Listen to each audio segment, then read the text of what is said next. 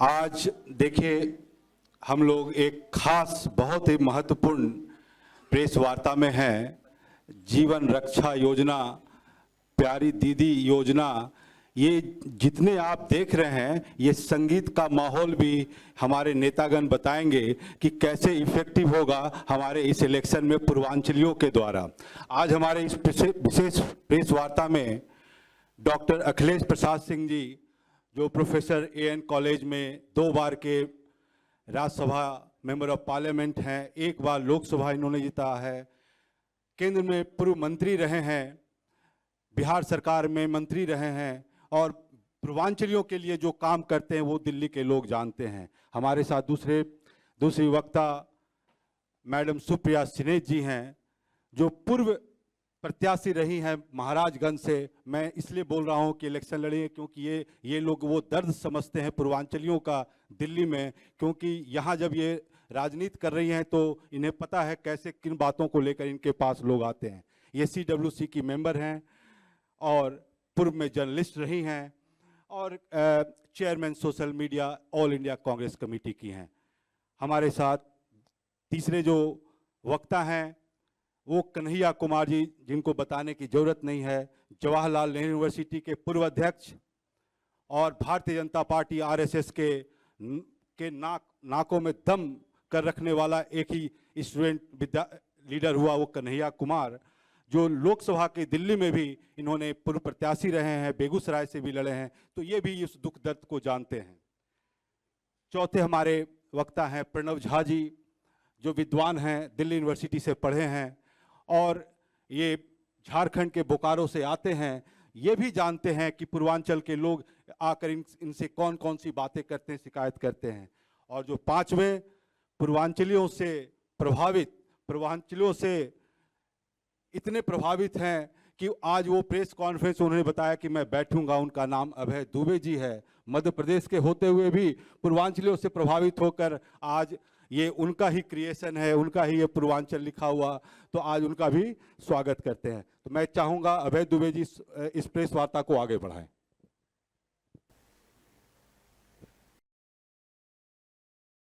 पत्रकार साथियों, दिल्ली प्रदेश कांग्रेस कमेटी के सभागार में आप लोगों का स्वागत है।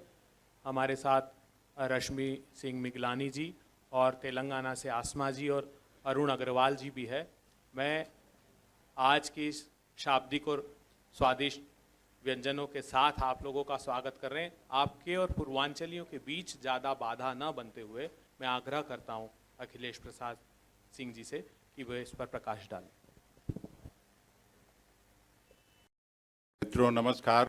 मैं तो पहले भी 2 बार इस कार्यालय में आके पूर्वांचलियों की समस्या के बारे में आपसे बात किया था और कल मैं चुनाव प्रचार के दौरान संगम बिहार में आने का मुझे मौका मिला था और वहाँ एक जो दिल्ली की तस्वीर हम लोग लुटियन दिल्ली देखते हैं और वहाँ जो अनियमित कॉलोनियों में रह रहे लोग पूर्वांचलियों को जीवन बसर करते अगर आप जाके देखिए तो बिहार और उत्तर प्रदेश के गांवों में भी उतनी खराब स्थिति नहीं है जितनी यहाँ जिस स्थिति में, और अगर मैं ये कहूँ कि जानवरों से भी बदतर जिंदगी जीने को विवश हैं दिल्ली वासी। और चुनाव के समय में हर बार होता है कि कॉलोनी नियमित कर दिए जाएंगे, सारी फैसिलिटीज़ दे दिया जाएगा, स्कूल अस्पताल बनेंगे, सीवर का प्रॉब्लम ख़त्म होगा, नालियाँ बन जाएंगी। लेकिन वो जैसे हम लोग के यहाँ कहा जाता है कि सुअर का खुबाड़ में जैसे लोग रहता है, उस तरह से ज़िंदगी जी रहे हैं। एक तरफ यहीं मुख्यमंत्री जी अरविंद केजरीवाल जी कभी ये कह के लोगों को अपमानित करेंगे कि 500 रुपया का टिकट कटा के लोग बिहार और उत्तर प्रदेश से आएंगे और 5 लाख का इलाज करा के चले जाएंगे। दूसरी तरफ नड्डा जी कभी भाषण करेंगे, बांग्लादेशी घुसपैठियों से हम लोगों की तुलना करेंगे।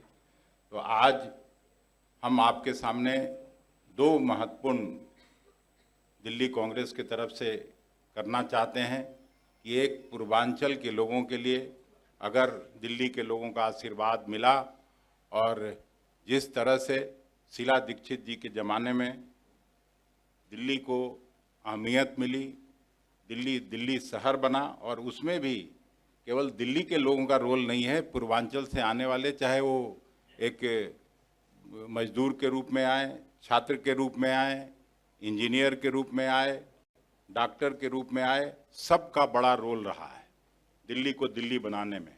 और दिल्ली आज अगर विश्व स्तरीय सिटी बना तो उसमें पूर्वांचलियों का भी उतना ही बड़ा रोल है जितना यहाँ के लोगों का है। तो हम मांग करते हैं, मांग क्या करते हैं, अगर हम लोग की सरकार बनी तो पूर्वांचल के लोगों के लिए अलग मंत्रालय होगा, अलग पूर्वांचल मंत्रालय, और अलग उसके लिए बजट होगा, ताकि जो हेल्थ इश्यूज हैं उन लोगों का, जो इकोनॉमिकली बैड सिचुएशन है, एजुकेशन की स्थिति है, या जो हेल्थ का इशू है, सबको एड्रेस किया जा सके, ये हम लोग आज घोषणा करते हैं। और बाकी आप लोगों से भी अपील करते हैं, जितने साथियों को मैं देख रहा हूँ उसमें ज़्यादातर पूर्वांचल के ही लोग, पत्रकारिता में भी यहाँ सब उपस्थित हैं, न केवल कांग्रेस पार्टी को बल्कि दूसरी पार्टियों को भी आप लोग कवर करते हैं, लेकिन आपका भी उतना ही बड़ा योगदान रहता है। मैं इतना ही कह के बाकी सब लोगों को अलग अलग बातें कहनी है, फिर से आपका हृदय से एक सब स्कीम की भी हम लोग घोषणा करते हैं, और उसको भी जब दिल्ली वासियों का कांग्रेस पार्टी को जिताने का काम करेंगी तो वो भी हम लोग बनाने का काम करेंगे। फिर से आपको धन्यवाद।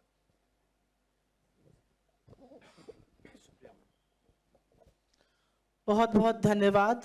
मंच पर बैठे हुए हमारे सारे वरिष्ठ नेतागण, पत्रकार बंधुओं को मेरा प्रणाम, और पूर्वांचल की आपने याद ताज़ा कर दी उसका बहुत बहुत शुक्रिया। कामिनी झा जी मिथिला की गायिका हैं और बहुत मधुर आपने गाया। मैं पूर्वांचल की बेटी हूं, और सबसे पहले तो ये कहूंगी कि पूर्वांचल की भूमि अपने त्याग, अपने तप, अपनी तपस्या, अपनी वीरता के लिए जानी जाती है।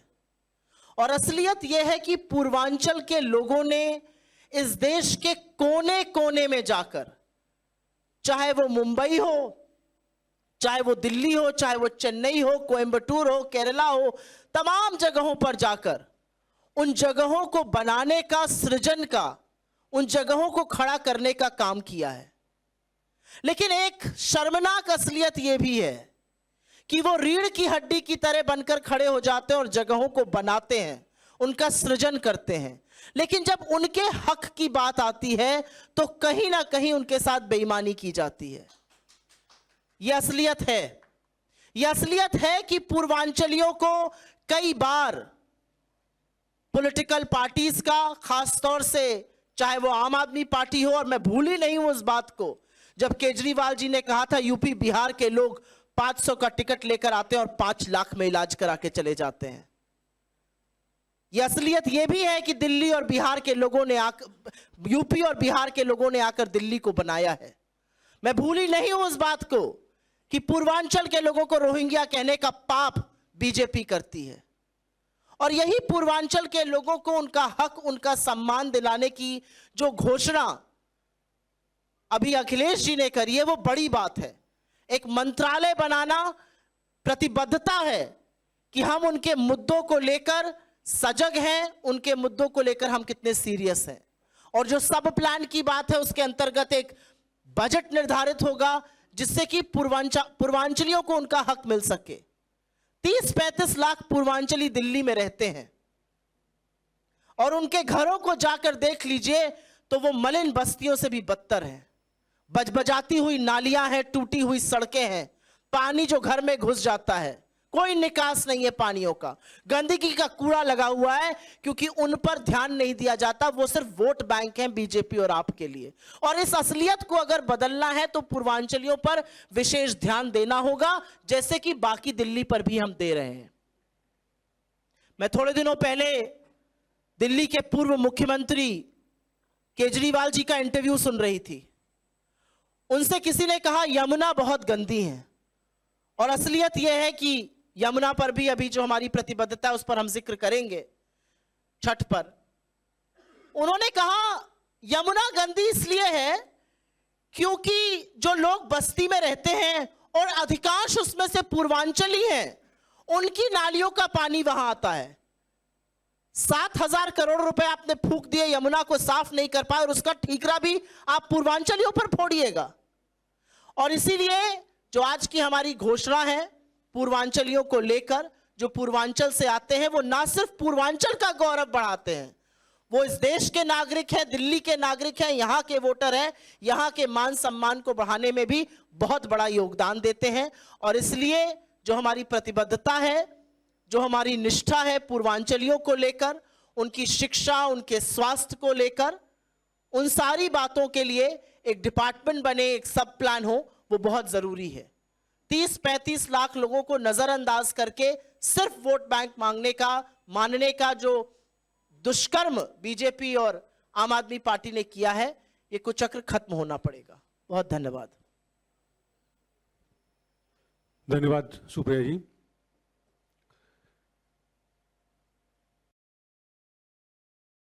कई मित्रों से मैं नववर्ष में पहली दफा मिल रहा हूं, तो आप सबको बहुत बहुत नववर्ष की शुभकामनाएं। बहुत मार्मिक तरीके से सुप्रिया जी ने दिल्ली की व्यथा व्यक्त की, और मेरा जो व्यक्तिगत अनुभव है लगभग पिछले 30 सालों का, 1999 में जब कांग्रेस पार्टी को ये शहर मिला था और 2004 के करीब में ट्रैफिक जाम की समस्या हो, या जब लाल बत्ती पर गाड़ियां खड़ी होती थी, ऑटो पे हम चलते थे तब, तो जितनी देर ऑटो रुकती थी तो खड़ा होना वहां दूभर हो जाता था, इतना जबरदस्त वायु प्रदूषण होता था। और उसके बाद 2011-12 की दिल्ली, आज अगर दिल्ली चल रही है तो जो इंफ्रास्ट्रक्चर कांग्रेस के 15 सालों में बना, वो सड़क का इंफ्रास्ट्रक्चर हो, ट्रांसपोर्ट का इंफ्रास्ट्रक्चर हो, स्वास्थ्य का इंफ्रास्ट्रक्चर हो, शिक्षा व्यवस्था का इंफ्रास्ट्रक्चर हो, वो कांग्रेस के कार्यकाल में हुआ। और कांग्रेस की सरकार ने अगर पहली दफा पूर्वांचलियों को मान्यता दी, उनको पहचान दी, एक राजनीतिक पहचान दी, सामाजिक पहचान दी, तो वो पूर्व मुख्यमंत्री शीला दीक्षित के समय में हुआ। मुझे याद है कि बड़े पैमाने पर छठ के घाट को साफ करवाया गया, लोगों के लिए व्यवस्थाएं की गई, इलेक्ट्रिसिटी की व्यवस्था हो, रात में वहां रुकने की व्यवस्था हो। तो एक लंबा संबंध रहा यहाँ के कांग्रेस के सरकार का, कांग्रेस पार्टी का पूर्वांचलियों के साथ। आज जब मुझे यहाँ प्रेस कॉन्फ्रेंस के लिए आना था, तो जानकारी के लिए मैंने देखा तो मुझे पता लगी ये बात कि लगभग 20 सीटें ऐसी हैं दिल्ली में जहां की पूर्वांचली तय करते हैं कि कौन सी पार्टी का उम्मीदवार जीतेगा, और अप्रत्यक्ष रूप से तो 45-50 सीटें ऐसी हैं। ये पूर्वांचलियों की ताकत है। और जैसा सुप्रिया जी ने बताया कि उन्होंने पूरे देश की बात की कि अगर ये शहर चलता है, सुबह उठकर घरों में काम करने वाली माइयां हों, दफ्तरों में, प्राइवेट दफ्तरों में जाकर ताला खोलने वाले बाबू हों, साहब को गाड़ी में बिठाकर दफ्तर पहुंचाने वाले ड्राइवर साहब हों, कुक हो, महाराज हो, विद्यालयों में पढ़ाने वाले शिक्षक हों, बड़े बड़े मंत्रालयों में बैठने वाले अधिकारी हों, ज्यादातर आपको अधिकारी मिलेंगे, पूर्वांचली मिलेंगे। तो संक्षेप में मैं जो बात कहना चाहता हूं कि समय आ गया है कि जो सरकार बने यहां, पूर्वांचली वो सरकार अपने लिए बनाए, ऐसी सरकार चुने, उस पार्टी को चुने जो उन्हें, उनकी ताकत उनके हाथों में दे। कांग्रेस ने, जैसा अभी आपने सुना कि जो घोषणा है कि अलग पूर्वांचल मंत्रालय होगा, अलग उसका एक सब प्लान होगा, लोगों की जरूरतों के हिसाब से योजनाएं बने, पूर्वांचली खुद तय करे कि उनके लिए क्या आवश्यक है। और उसके अलावा जो एक सामाजिक सांस्कृतिक पहचान है पूर्वांचलियों की, वो भी अंकित हो। पिछले दिनों मुझे बताया गया कि यहाँ की छठ का कार्यक्रम जो है, जिस तरह से कुंभ का आयोजन हो रहा है प्रयागराज में, उस तरह यहाँ दिल्ली में एक छठ महोत्सव का जो आयोजन हो उसी तर्ज पर हो, जमुना किनारे हो। जमुना किनारे के इलाके को एक नया जिला घोषित किया जाए और सरकार पूरी दल बल व्यवस्था के साथ जो है ये आयोजन करे। ये कांग्रेस की सरकार का प्रयास होगा, ये हमारी तरफ से पूर्वांचलियों को वादा होगा। और मैं इस मंच से यही निवेदन करूंगा आपके माध्यम से, जहां तक हमारी आवाज जाए, कि जब 5 तारीख को वोट देने जाएं तो अपने बेहतरी के लिए, अपने अधिकारों के लिए, अपनी तरक्की के लिए वैसे लोग जो कि आपको समर्पित हो, वैसे नहीं जो दूसरे दल सत्ता में हो, चाहे केंद्र की सत्ता में है चाहे यहाँ दिल्ली में, वो आपसे छुपा नहीं क्या असलियत है। चोर चोर मौसेरे भाई, आम आदमी पार्टी जो है भाजपा की उत्पत्ति है, दोनों एक दूसरे की मदद करते रहे हैं। आज मोदी जी को ये बात खटकती है और एक दूसरे के लिए लड़ रहे हैं, एक दूसरे ये राजनीति है और पूर्वांचलियों का वोट ठगने का जो है एक फिर से प्रयास है। तो धोखे में मत आइएगा, विवेक से वोट करिएगा, अपनी तरक्की के लिए वोट करिएगा, दिल्ली के विकास के लिए वोट करिएगा। बहुत बहुत धन्यवाद। अब मैं एक ऐसे ख्यातनाम देश के छात्र नेता को आमंत्रित कर रहा हूं पत्रकार वार्ता को संबोधित करने के लिए। आपने देखा समूचे पूर्वांचल के जो सितारे हैं वो हमारे इस सभागार में हैं। मैं आग्रह करता हूं कन्हैया कुमार जी से कि वे इस पत्रकार वार्ता को संबोधित करें।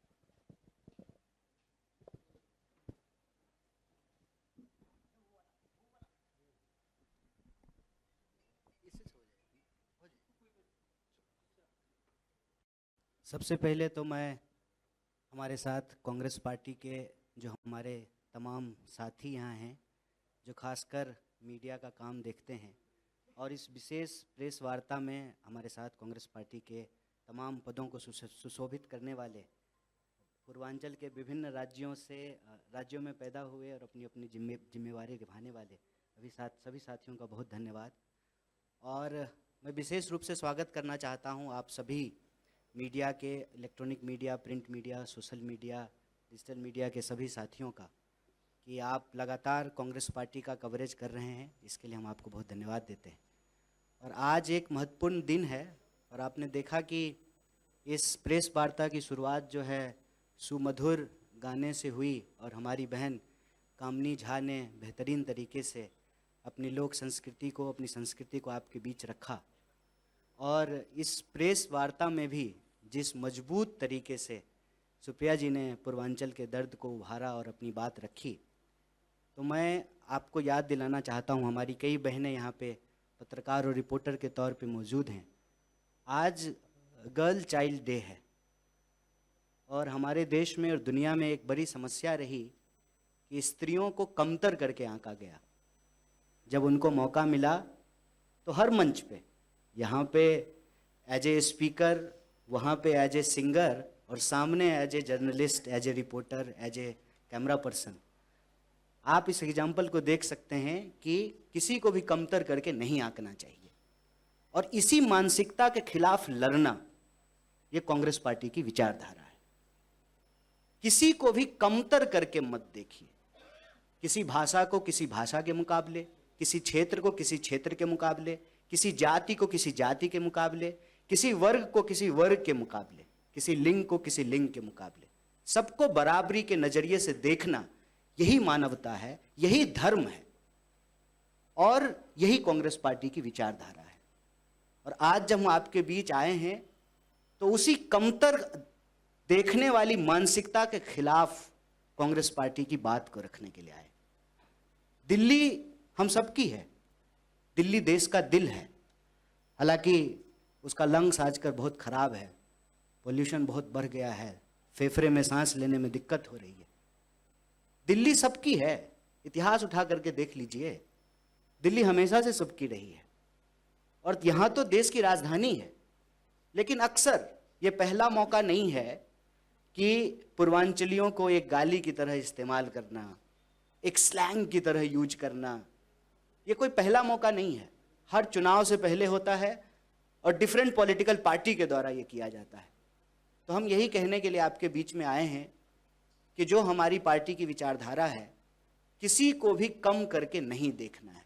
जब हम पूर्वांचल की बात कर रहे हैं, इसका ये मतलब नहीं है कि दिल्ली में रहने वाले जो दूसरे इलाके के लोग हैं, हम उनकी बात नहीं कर रहे हैं, हम उनकी भी बात कर रहे हैं। इसीलिए जब आप कांग्रेस पार्टी के आप घोषणाओं को देखेंगे, जिसको इस बार हमारे साथियों ने कांग्रेस का कूपन नाम दिया है, ये जो कांग्रेस का कूपन है, इसमें सब लोगों की बात हो रही है, पूर्वांचल के लोगों की भी बात हो रही है। जैसा कि हमारे नेता अखिलेश जी ने कहा कि हम स्पेशल मिनिस्ट्री की मांग करते हैं और एक सब प्लान बनाएंगे।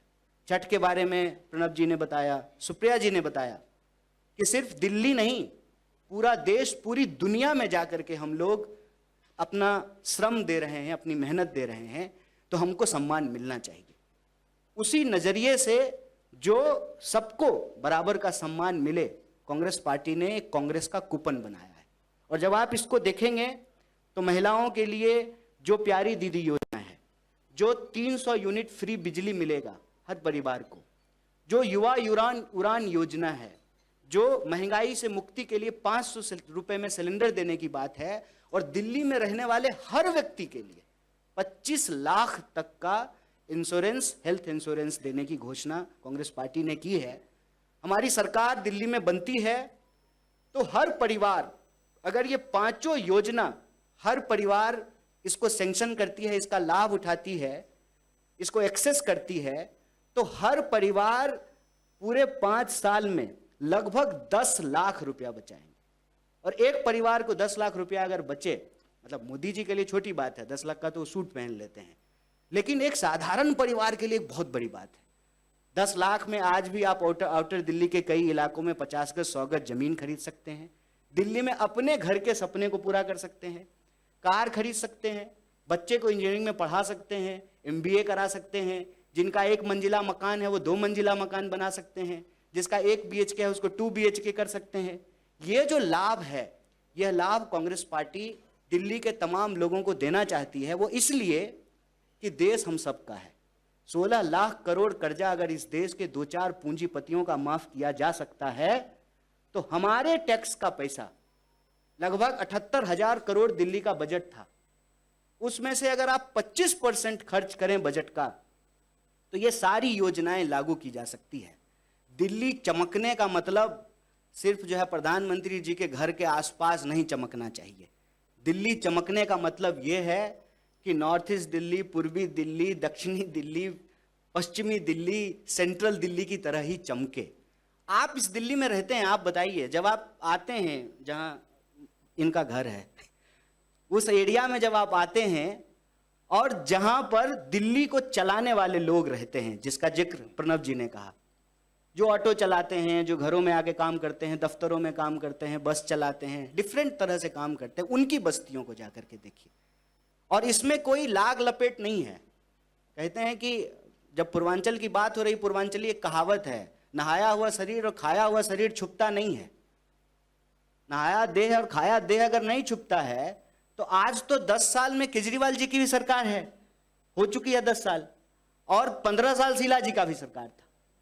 तो मतलब प्रत्यक्षम किम प्रमाणम, सामने है कितना विकास कौन किए हैं। देखिए, परसेप्शन मेकिंग में हम कमजोर हो सकते हैं, प्रोपेगेंडा में हम कमजोर हो सकते हैं, लेकिन बुनियादी हकीकत यह है कि दिल्ली में बात पूर्वांचलियों की हो या किसी भी समुदाय वर्ग की हो, दिल्ली का सर्वांगीण विकास कांग्रेस पार्टी ने किया है।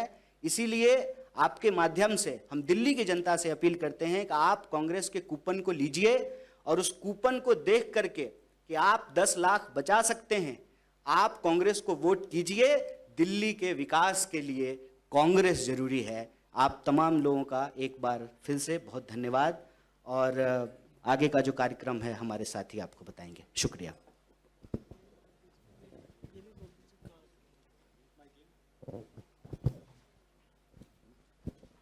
साथियों, आप लोगों के प्रश्न तो आमंत्रित करेंगे ही, मगर आज हम अभिभूत हैं कि पूर्वांचल के हमारे साथियों ने, कांग्रेस के नेताओं ने इतनी बड़ी घोषणा की है कि हम हृदय से उनका आभार व्यक्त करते हैं। और इसकी बुनियाद कैसे रखी जाएगी कि जैसे ही सरकार में आएंगे तो जो सुप्रिया जी ने जैसे आंकड़ा बताया 30 लाख, तो वो कम से कम ऑथेंटिक हो, इसलिए सबसे पहले हम एक सर्वे कराएंगे दिल्ली का सरकार में आते ही। उस सर्वे के आधार पर उनकी सारी परिस्थितियों का मूल्यांकन करेंगे और फिर हम इसको आकार देंगे। अब आपके कोई प्रश्न हो, और एक महत्वपूर्ण बात हो रही है कि एक बड़ा खुलासा इस पत्रकार वार्ता के बाद आपके सिर्फ 10 मिनट लेंगे, एक बड़ा खुलासा और रश्मि जी और हरविंदर सिंह जी अपनी पत्रकार वार्ता में करेंगे। बहुत बड़ा डिस्क्लोजर बिजली के स्कैम को लेकर है। तो मैं आपके कुछ प्रश्न हो तो आप से मैं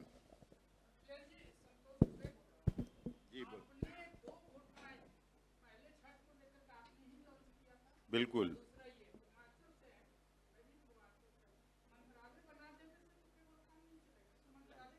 नहीं, सब प्लान का भी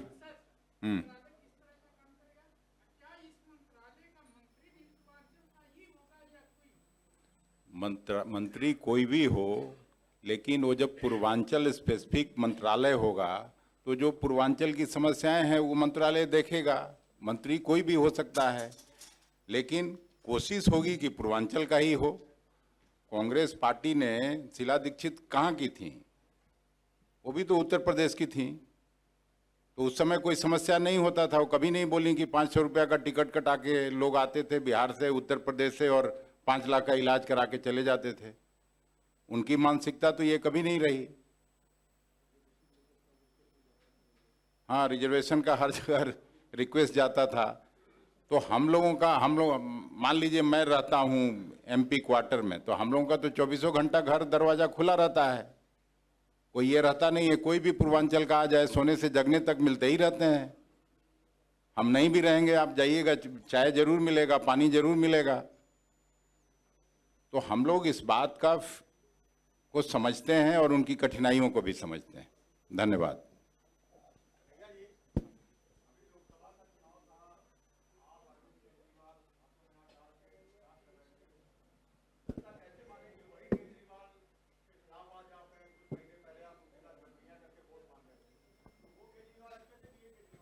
नहीं, ये बात तो अक्सर हम लोग कहते हैं, और ये ना गांधीयन विचारधारा है।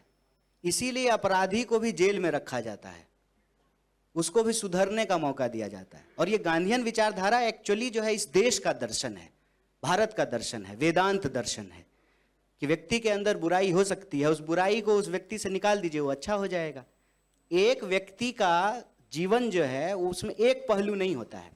केजरीवाल जी जब बीजेपी के खिलाफ हमारे साथ मिलकर के लड़ेंगे तो हमारे सहयोगी हैं, लेकिन अगर हमारे साथ मिलकर के बीजेपी से नहीं लड़ेंगे तो उनको ये क्लियर करना पड़ेगा कि वो किसके साथ हैं।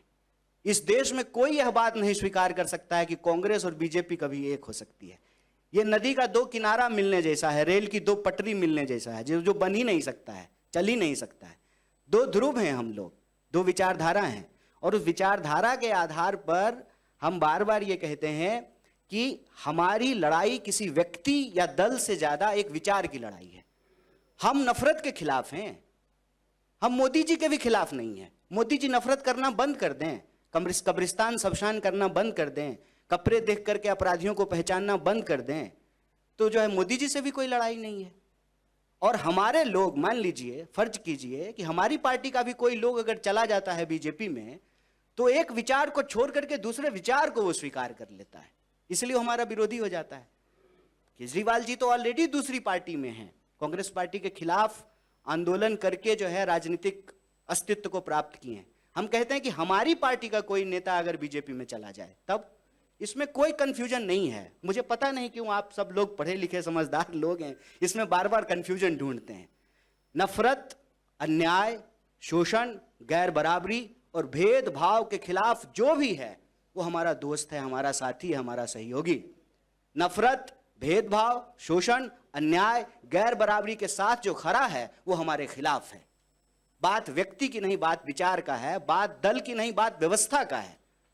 राहुल जी ने क्या कहा? राहुल जी ने कहा कि हमारे जो न्याय के सवाल हैं उसके साथ जो आकर के खड़ा हुआ हमारे साथ है। हम कह रहे हैं कि देश में एक सर्वे होना चाहिए, पता तो चले कि किसके पास कितनी जमीन है, किसके पास कैसा घर है, किसकी कितनी आमदनी है, कौन जाति किस स्थिति में रहने को विवश है। क्योंकि देश को अगर हमको मजबूत करना है, आप खाना खाते हैं तो उसका एनर्जी जो है कान में भी पहुंचता है और जो है अंगूठे में भी पहुंचता है पांव के। ऐसा तो नहीं होता कि उसकी एनर्जी सारा जो है गर्दन में ही अटक जाता है। अगर सारा एनर्जी गर्दन में ही अटक जाएगा तो आप विकलांग हो जाएंगे। यह जो है असंतुलन की निशानी है। और आप सरकार की स्थिति देखिए कि किस तरह की व्यवस्था कायम कर दिया है आपने। कहते हैं कि 5 ट्रिलियन की इकोनॉमी बनाएंगे और 80 करोड़ लोगों को 5 किलो अनाज दे रहे हैं। तो हम बराबरी चाहते हैं, हम किसी के खिलाफ नहीं हैं, हम गैर बराबरी के खिलाफ हैं।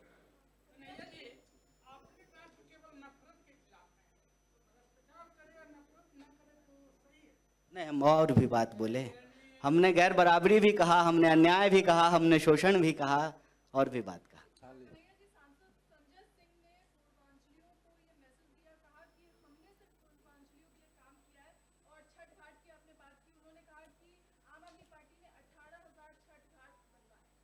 देखिए, छठ को लेकर के जो है ना, मैं कोई ऐसे ही बिना मतलब का, बिना तथ्य का कोई बात नहीं कहना चाहता हूँ।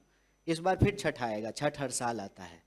छठ को लेकर के अक्सर एक स्थिति पैदा होती है, आम आदमी पार्टी कहती है कि बीजेपी नहीं करने दे रहा है, जो एमसीडी के जो पदाधिकारी हैं वो नहीं करने दे रहे हैं, और बीजेपी के नेता कहते हैं कि आम आदमी पार्टी की सरकार है वो नहीं करने देती। अक्सर जो है यमुना में छठ मनाने को लेकर के विवाद होता है, इस साल भी हुआ था। हम कहते हैं कि ये तू मैं की जगह इसका एक निदान होना चाहिए। जब एक बड़ी संख्या के में लोग रहते हैं एक पर्टिकुलर इलाके से आकर के, जिनको हम पूर्वांचली कहते हैं, ये एक सांस्कृतिक पहचान भी है और आज की डेट में एक राजनीतिक पहचान भी बन गई है। गंगा किनारे कवि हुए दिनकर कहते हैं, क्षमा सोबती उस भुजंग को जिसके पास गरल हो। 30 लाख वोट नहीं होता तो कोई नहीं हमारी सुन रहा होता। लोकतंत्र में संख्या मायने रखता है। आज पूर्वांचली सरकार बनाने और गिराने की स्थिति में है, इसीलिए तुरंत जो है इस पर लोग क्रेडिट लेने का होड़ मचाते हैं। सच्चाई ये है कि पूर्वांचलियों के लिए कांग्रेस पार्टी ने जितना काम किया आज तक किसी पॉलिटिकल पार्टी ने नहीं किया है। छठ मामले को लेकर के वो अक्सर हर साल तू मैं की स्थिति बनती है। इन तमाम समस्याओं के निदान के लिए पूर्वांचलियों के सांस्कृतिक और राजनीतिक, आर्थिक, सामाजिक सभी पहचान को ध्यान में रखते हुए जो हमारी पार्टी की घोषणा है कि एक पूर्वांचल मंत्रालय हो, एक सब प्लान हो और दुनिया देखे, दिल्ली में जब छठ महोत्सव हो तो दुनिया देखे, हर साल की समस्या से इसको निदान मिले।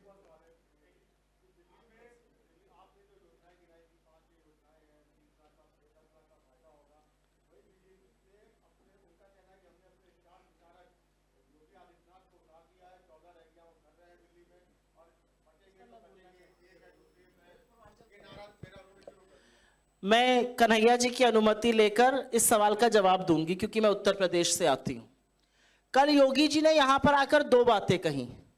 उन्होंने महिला सुरक्षा पर बोला और फिर उन्होंने कूड़े पर बोला।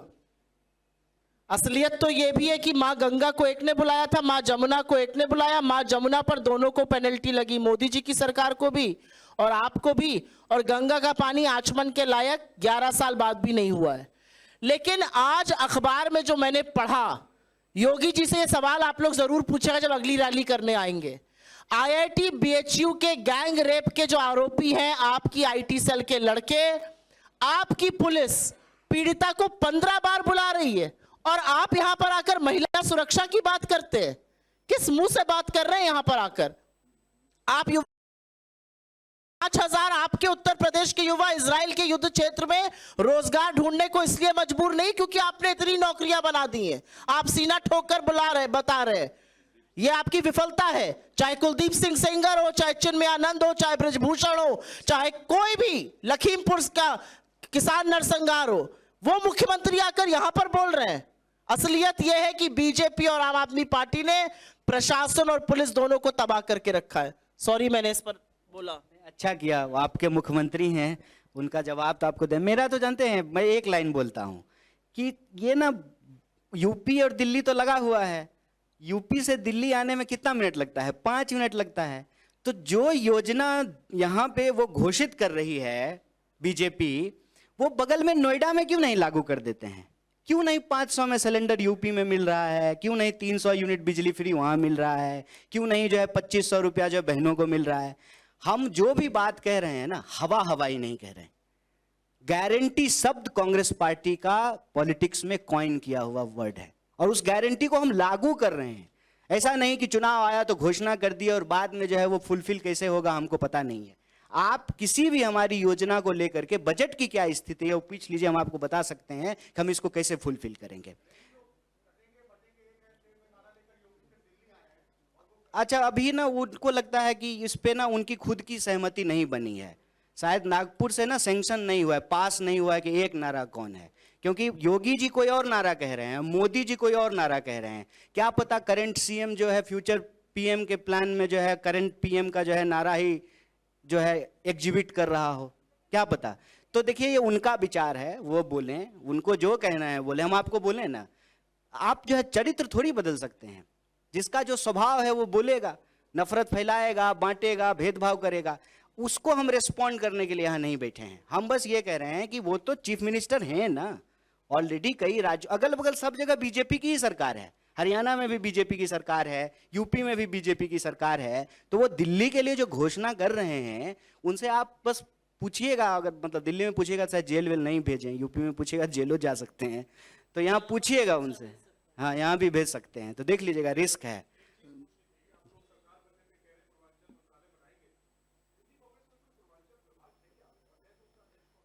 देखिए दिल्ली सिर्फ जो है दिल्ली में नहीं, कहीं भी क्षेत्र के आधार पे विभाग हमारे यहाँ नहीं है।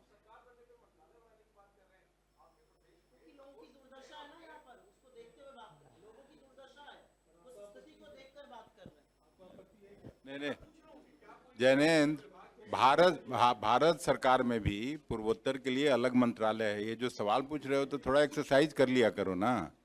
Thank you. अरे बनाएंगे, आप बनवा दीजिए ना, सरकार बनवा दीजिए, पूर्वांचल मंत्रालय भी बनाएंगे। नहीं बनाएंगे तो फिर सवाल पूछिएगा, आप तब पूछिएगा ना।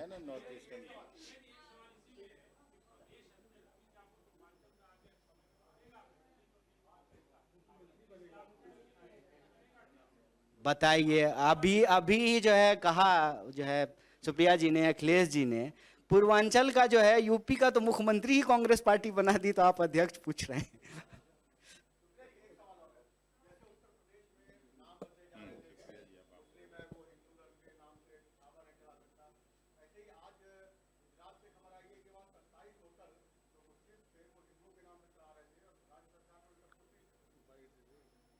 इसको अलग से ले लेंगे, विषयांतर हो जाएगा। जो सुओ मोटो है उस पर सवाल ले लेते हैं।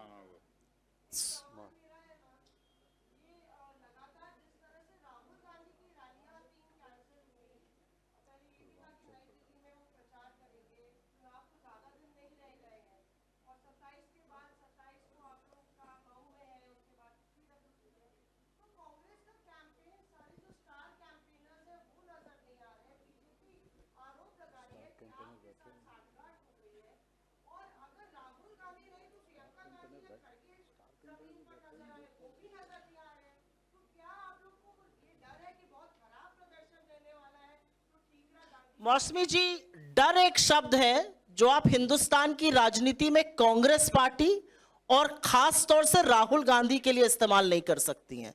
उनका दुर्विरोधी भी उनके लिए डर शब्द का इस्तेमाल नहीं करेगा, कांग्रेस के लिए भी नहीं कर सकता, क्योंकि जिस तरह से हम जिस शिद्दत से लड़ते कोई और लड़ता नहीं है।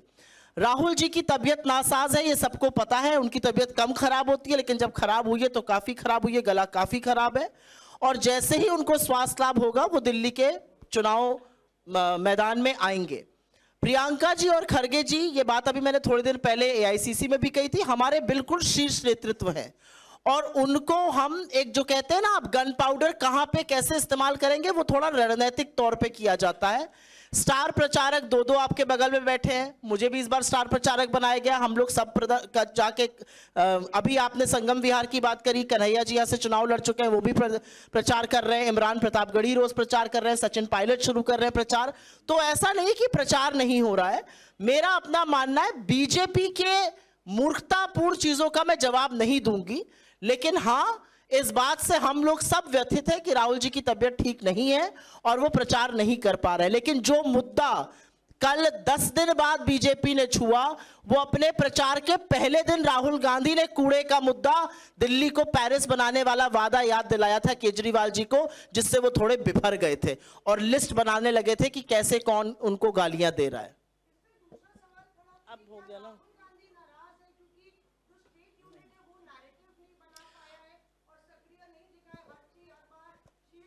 मुझे लगता है कि हम सब लोग अधिकृत प्रवक्ता हैं। हमने बिल्कुल सावगोई से जो सच था उसको आपके सामने रखा है। राहुल गांधी जी की तबीयत को लेकर अब आप लोग अटकलें लगाएंगे कि क्या वो नाराज है या नहीं, तो ये तो बात बनेगी। मौसमी, राहुल जी नाराज थे, सीलमपुर चले गए। राहुल जी नाराज हैं, बेलगाम नहीं गए।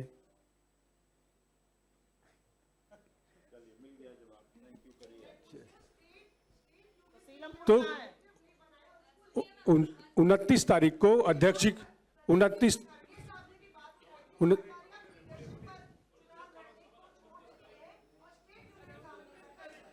जैसा इन्होंने बताया, सब लोग फील्ड में हैं। 29 तारीख को राष्ट्रीय अध्यक्ष का कार्यक्रम है सीमापुर में, और आगे और लोग भी उतरेंगे फील्ड में।